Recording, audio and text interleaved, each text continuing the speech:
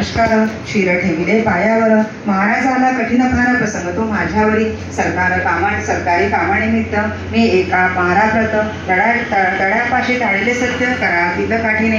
त्याचा ऐसा परिणाम झाला, काट्याचा नायटा केला. देशमुख मंडळींनी मला माझे अहित करण्यास त्यानिमित्त कैद मला होण्याचा उद्या प्रसंग आला. समर्थ माझ्या इज्जतीला तुझ्या विन कोण रक्षिल. उद्या येथील राजदूत मला इथून नेण्याप्रत बेडी बघून पाहत ऐसे आज ऐकले. त्यापेक्षा गुरुवरा फडा माझा येथे चिरा. ठीक आहे तलवार देतो करा, वेळ करू नका हो. अपुदारा कारण बेइज्जत हे स्मरण. अपराध माझा त्यातून अति अल्प द्यायला. त्या अपराधरूपी खड्याचा हा डोंगर झाल्यासाचा. अभिमान माझ्या अबूचा धरा समर्था घे खाली. जयद्रष्टाच्या वेळेला होता अर्जुन तयार झाला. केवळ आपल्या अबूस्तव तेथे भगवंताने भले अबृताची रक्षण केली.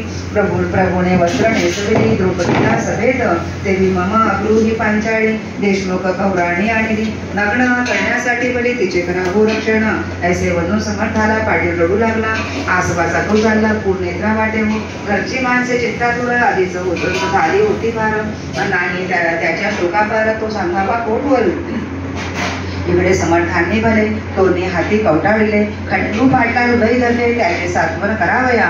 अरे काम करत्या पुरुषाकृत ऐसे संकटे येतात. वरच्यावरी जाण सत्य त्याची चिंता वाहू नको. स्वार्थदृष्टी बढावतात ऐसेच होते तत्वता. खऱ्या नीतीची ही वार्ता मात्र त्या कळत नसे. तुम्ही पाटील देशमुख दोघे जण एका गाठीच्या सुना एकमेकाचे नुकसान स्वार्थ करू पाहता.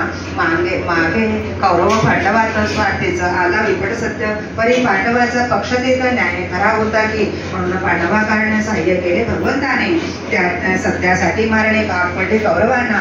जा भिऊ नकोस तिळभर बेडन तुसी पडणारा. किती जरी केला जर देशमुखाने आपला. तेच पुढे खरे झाले. पाटील दोषी म्हणून सुटले. जे का संत मुखावाटे आले ते न खोटे होय कधी. पाटील म्हणजे उत्तरोत्तर बजू लागली साचार. पुन्हा नाही आवडणारा होते सेवा वेळा. पुढे खंडू पाटलाने करुणा विनंती प्रेमाने नेले राहावया कारणे. समर्थाला निज गृही असता पाटील सदनात